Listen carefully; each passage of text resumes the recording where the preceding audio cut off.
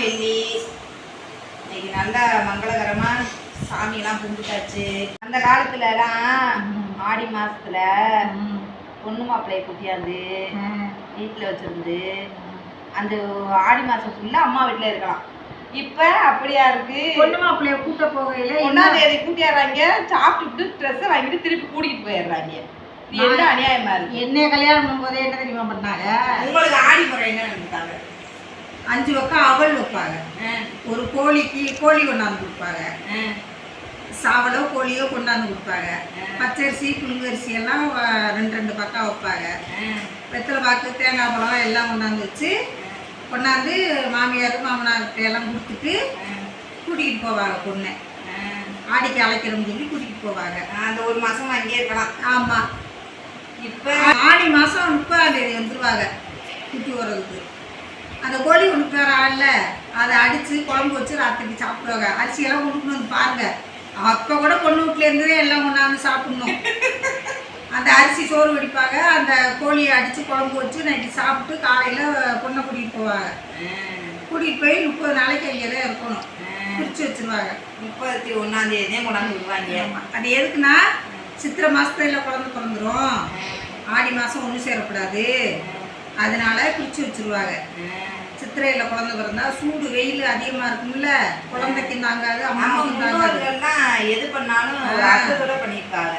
இப்போ என்ன பண்ணுறாங்க? இப்போ யார் அது சொல்கிறத கேட்குறாங்க? மாப்பிள்ளையும் சேர்த்து கூட்டிகிட்டு போகிறாங்க. கூட்டிகிட்டு போய் வண்டியில் போய் இறங்குறாங்க. நல்லா விருந்து வச்சு சாப்பிட்டுக்கிட்டு மாப்பிள்ளை பொண்ணை கூட்டிகிட்டு வீட்டுக்கு வந்துடுறாரு.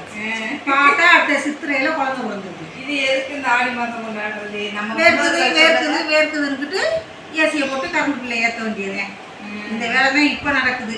நம்ம முன்னோர்கள் சொன்னதை யார் கடைபிடிக்கிறா? ஆமாம். என்னைய கூட்டிகிட்டு போகும்போது கூட்டிகிட்டு போனாங்க மலையூர் மாமாட்டியன் படம் பார்க்க, செகண்ட் ஷோ பார்க்க சைக்கிளில் போனோம் ஆடி மாதம். ஆமாம். யார் கூட்டிகிட்டு போனா? பெரியப்பா. ஆமாம். கூட்டிகிட்டு போனாங்களா? என் தம்பி சின்ன பிள்ளை, 4ஆவது படித்தேன் என் தம்பி. நானும் வரேன் அழுதோடனே அவனை கூட்டி முன்னாடி வச்சு சைக்கிளில் என்னை பின்னாடி வச்சு 4 கிலோமீட்டர் சைக்கிள் ஓட்டி நைட் ஷோக்கு போயிருக்கீங்க. செகண்ட் ஷோக்கு போனோம்.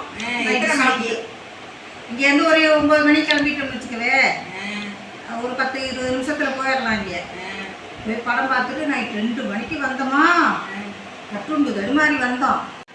அப்புறம் போய் அந்த படம் பார்த்துட்டு நாங்கள் வீட்டுக்கு வந்துட்டோம். வந்தவொடனே என்ன பண்ணிட்டாங்க, மாப்பிள்ளை நீங்கள் வீட்டுக்கு போயிருந்தா உள்ளூர் தான் என்னை கல்யாணம் பண்ணது. அப்புறம் அவங்க அந்நேரத்தில் சைக்கிள் எடுத்துட்டு வீட்டுக்கு போயிட்டாங்க. கட்டி விட்டீங்க? ஆமாம். அப்புறம் நான் ஒரு மாதம் இருந்துட்டு அப்புறம் வந்து கூட்டிகிட்டு போனாங்க. அந்த மாதிரி அப்போ நடந்துச்சு. இப்போ பொண்ணு மாப்பிள்ளை வந்து விருந்து வச்சு சாப்பிட்டுக்கிட்டு வீட்டுக்கு போயிடுறது இப்போ. ஆமாம். இந்த பூ கட்டுறதுல ஒரு ட்ரிக்கு இருக்குது. சின்ன சின்ன பூவாக இருக்கா, அதனால் 3 வச்சு கட்டுங்க. அப்போ தான் நல்லா அப்படி பந்து போல் வரும். பெரிய பூட்டாக இருந்தால் 2 வச்சு கட்டலாம். 3 வச்சு கட்டினாக்க இந்த மாதிரி அழகாக வரும். பாருங்க, ஒரு பூவும் 2 முட்டும் வச்சு கட்டுங்க. அது எல்லாம் மலர்ந்துருச்சுன்னா பூவாட்டையும் கட்டணும். இது முட்டும் கலந்துருக்கு, அதனால அப்படி கட்டிக்கிட்டு இருக்கலாம். எல்லாரும் பூ கட்டி சாமி கும்பிட்டு நல்லா ஆடி வெள்ளியை நல்லா சந்தோஷமாக கொண்டாடுங்க. Okay, bye friends. பாய்.